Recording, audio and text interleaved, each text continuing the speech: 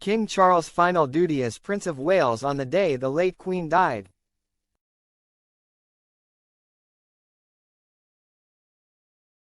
King Charles' final act as the Prince of Wales as he rushed to be by his mother's side has been revealed.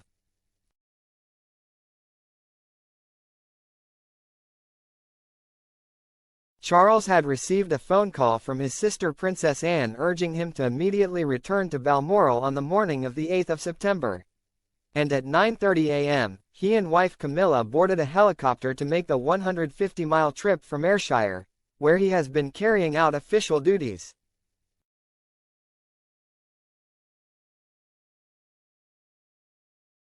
According to royal author Robert Hardman, it was on this journey that Charles fulfilled his final duties as heir, reading his briefing papers for the last time as a prince. Straight after that, he made 4 important phone calls, to Prince William, Prince Andrew, Prince Edward and Prince Harry, telling them to leave for Scotland.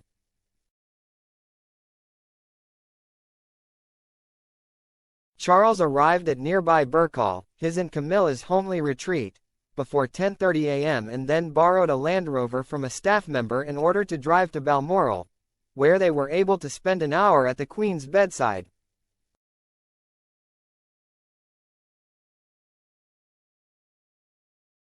Sadly, Charles was not with his mother when she passed away, although his sister Anne kept her vigil. He had briefly stepped away from her bedside to clear his head and had gone out to gather mushrooms. He received the news that she had died as he was driving back to Balmoral when his most senior aide took a call.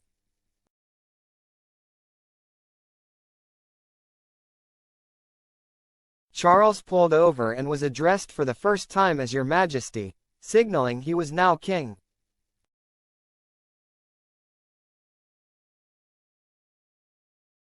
Schoolchildren are taught that the longest reign in British history began at a Kenyan watering hole, that Princess Elizabeth was watching wildlife from the branches of a giant fig tree when King George VI died in his sleep on the 6th of February 1952, that his dutiful daughter, having climbed up as a princess, climbed down as queen, Hardman wrote.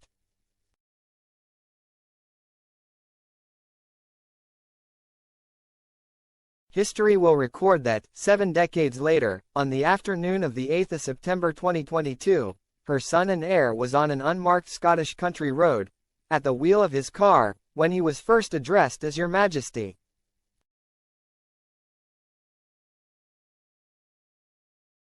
He had been to visit the Queen at Balmoral Castle earlier in the day and had then spent a few hours at his nearby home, Burkall, before returning to the castle.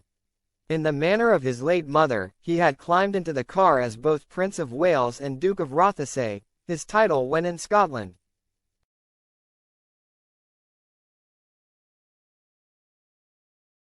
20 minutes later, he would climb out of it as King Charles III, with the new Queen at his side.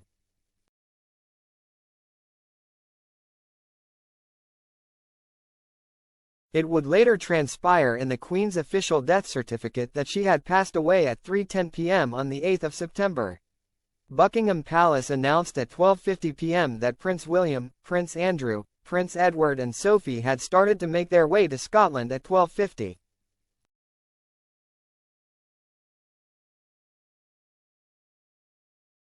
Sadly, they were not in time.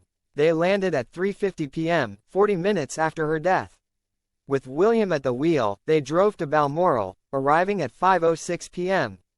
Prince Harry, meanwhile, left Luton Airport on board a private jet at about 5:30 p.m.